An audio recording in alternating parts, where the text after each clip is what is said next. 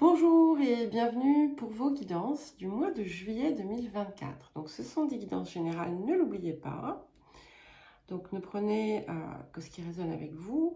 Et puis ce ne sont pas des prédictions ou des prévisions, mais ce sont des énergies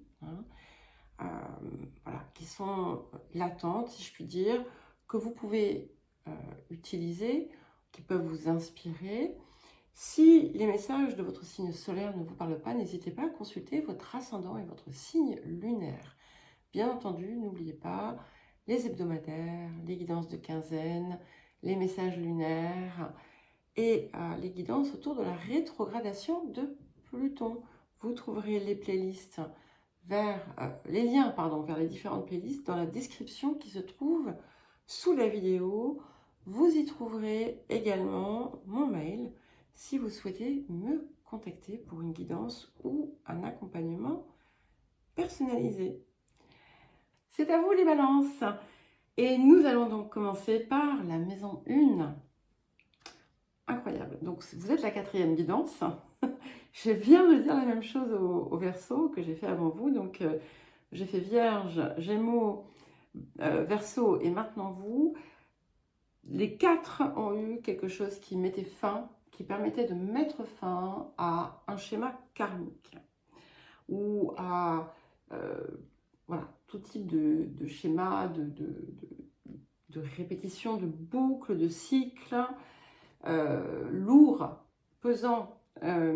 Alors, bien entendu, ça peut indiquer que vous vous retrouvez en ce moment vous-même aux prises avec quelque chose qui se répète.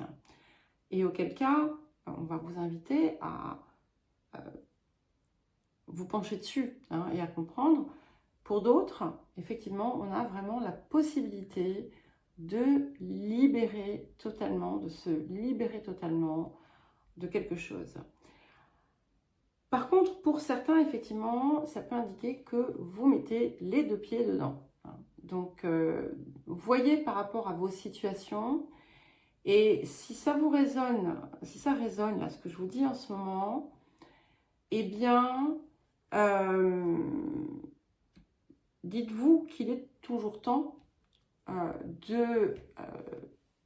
d'apporter les changements nécessaires. Alors, attendez, parce que j'avais dû décrocher mon truc et j'ai ma tête qui est coupée. Voilà. Alors, en maison 2, nous avons l'arcane 18 dans les airs. Donc, ce que ça nous dit ici, c'est que vous pourriez être dans l'attente de certaines choses sur le plan financier, dans le domaine financier. Et il reste des zones d'ombre, d'accord ? Ayez confiance, ça va être très important en fait. C'est ce qui va d'ailleurs vous aider peut-être à vraiment débloquer quelque chose. Ça peut aussi indiquer quelque chose d'inespéré qui arrive. Ça peut indiquer également que vous allez investir dans un voyage ou quelque chose comme ça. Alors, en maison 3, autour des relations, de la fratrie, des liens, nous avons l'arcane 6, le médecin divin. Donc ça peut indiquer des échanges, des communications avec des personnes qui sont dans le domaine de la spiritualité. Ça peut aussi indiquer quelque chose qui vient se guérir dans certains types de relations. Par exemple, dans la fratrie, si vous en avez une, ou dans les relations avec les proches. Ça peut aussi, bien entendu, vous mettre en garde contre de faux prophètes.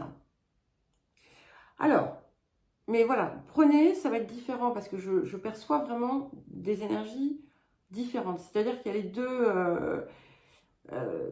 a les deux cas en fait. Voilà, donc mais vous saurez en fait dans lequel vous êtes. Alors, en maison 4, nous avons le 4 de rose, les visions de l'ego. Donc, on a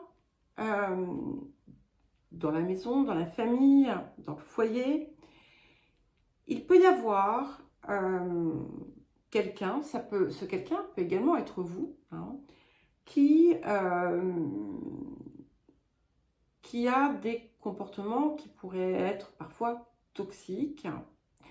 Ça peut indiquer une situation de famille qui est lourde,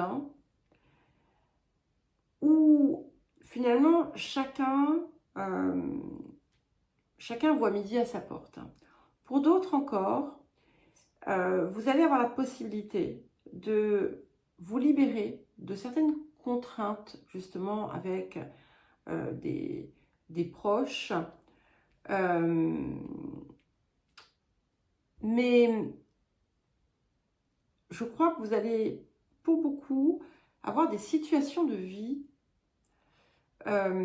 qui vont vous offrir un miroir.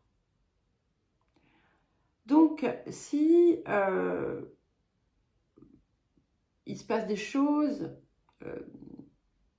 désagréables, que vous percevez comme désagréables, qui vous déplaisent, qui vous mettent en colère, regardez si on ne vous renvoie pas quelque chose de vous. Alors, je précise quand même, parce que je me rends compte que il y a vraiment il y a plusieurs types de messages ici, et que ça peut vous paraître parfois désagréable. Je précise que je suis ascendant Balance, donc voilà, je n'ai pas de, comment dire, je n'ai pas d'a priori contre les balances, voilà, au cas où, je le dis. Alors, en maison 5, nous avons la Reine de Rose. Donc, la maison 5, c'est la maison des amours, ça peut être la maison des enfants, ça peut être la maison de la créativité et d'autres choses en lien, qui vont des plaisirs également, tout ce qui vient en fait réveiller l'énergie, l'émotion, l'énergie du cœur. Et avec cette Reine de Rose ici, c'est la posture de la personne amoureuse. Ça peut tout simplement aussi indiquer que vous sentez en fait cette énergie rentrer en vous et vous faire vibrer en quelque sorte, pas forcément parce qu'il se passe quelque chose, mais tout simplement parce que cette énergie, elle s'installe et elle vous fait rayonner. Ça peut indiquer quelque chose d'important si vous avez par exemple des filles. Pour l'une d'entre elles, ça peut être une situation heureuse ou quelque chose qui vous rapproche. En tout cas, c'est quelque chose qui vous met vraiment dans... qui vient ouvrir en fait votre espace du cœur. Alors, en maison 6, nous avons le 3 de rose. Alors, ce 3 de rose qui va toucher qui peut toucher le travail, qui peut toucher la vie quotidienne, et je vais certainement le rapprocher de la vie quotidienne. Nous avons donc ces esprits aimants qui apportent beaucoup de joie dans votre quotidien. Donc, ça me fait dire aussi que s'il y a des situations qui viennent se reproduire dans votre vie, vous devriez pouvoir cette fois-ci les résoudre. Et avec ce 3 de rose, c'est comme si vous étiez habité par la joie en permanence. Donc c'est extrêmement agréable. Ça peut indiquer aussi des contacts importants à avoir avec la nature au quotidien, parce que c'est quelque chose qui peut là encore vous inspirer. Alors, en maison 7, nous avons le 6 de parchemin. Donc ici, il y a dans un, soit dans une union, soit dans un contrat, dans des rapports avec les autres, il y a une forme d'urgence, dans le sens, il est temps à présent de poser certains gestes, de répondre à certaines demandes, de concrétiser quelque chose, de vous mettre au travail sur quelque chose aussi, qui est important, qu'il est important pour vous en fait d'accomplir et qui concerne votre rapport aux autres. Alors, en maison 8, sur les transformations, c'est super, nous avons le 7 de clés, la carte de l'ascension. Donc, tout ce qui est en train de se passer, donc on a, même si c'est parfois pénible, beaucoup de choses qui ont l'air de se passer principalement en vous, je pense, mais qui vous conduisent à un changement qui vous élève. Hein. On a cette idée de parvenir enfin à un résultat concluant, d'avoir dominé quelque chose et de pouvoir enfin toucher le soleil en quelque sorte. Et ce soleil, c'est vous. Hein. Alors, en maison 9, donc nous avons le 3 de clé, le jeu d'échecs. Alors là aussi, il va y avoir plusieurs choses. Donc pour certains et certaines, vous pourriez avoir dans votre vie un conflit juridique ou administratif qui n'est pas sain, en fait, pas parce que vous ne l'êtes pas, hein, parce que la situation, dans cette situation, il y a quelque chose d'assez malsain et c'est certainement une bonne chose pour vous d'en être sorti si c'est le cas. Ça peut aussi indiquer des égarements parfois autour de vos croyances. Mais là, on est plutôt, à mon avis, dans les signes solaires. Mais bon, après, voilà, hein, c'est pas forcément, mais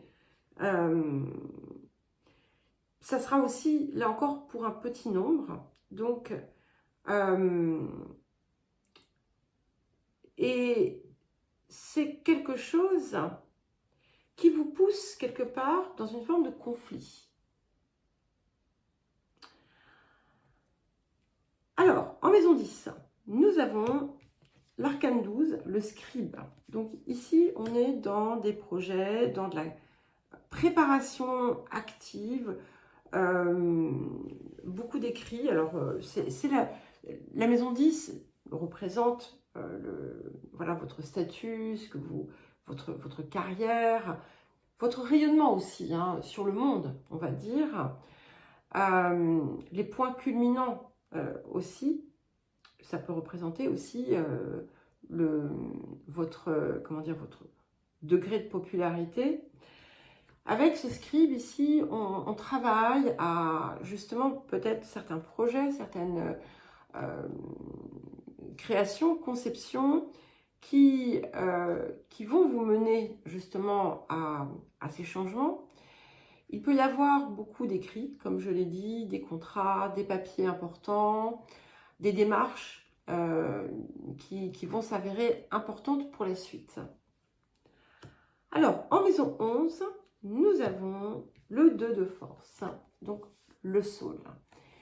Et ici, c'est quelque chose qui vient vous inviter à cultiver une forme de tranquillité, d'aborder aussi ce que vous désirez mettre en place pour la suite avec calme, à partir de votre force et d'utiliser les événements de votre vie comme justement des forces et non comme des blessures. Et de les prendre comme des leçons qui vous ont enrichi. Ça vous permet aussi d'avoir des relations qui vont quelque part vous inspirer ou apporter une forme d'inspiration. Alors, en maison 12, nous avons, magnifique, l'arcane 19, le reflet. Donc, ce qui est bien, c'est que c'est vrai qu'il y a quelque chose qui vient un petit peu vous chahuter en cette période.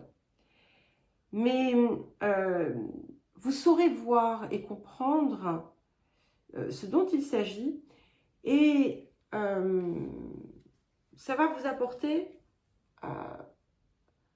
une conscience accrue, et c'est le cas de tous et toutes d'ailleurs, hein, dans les autres signes c'est pareil.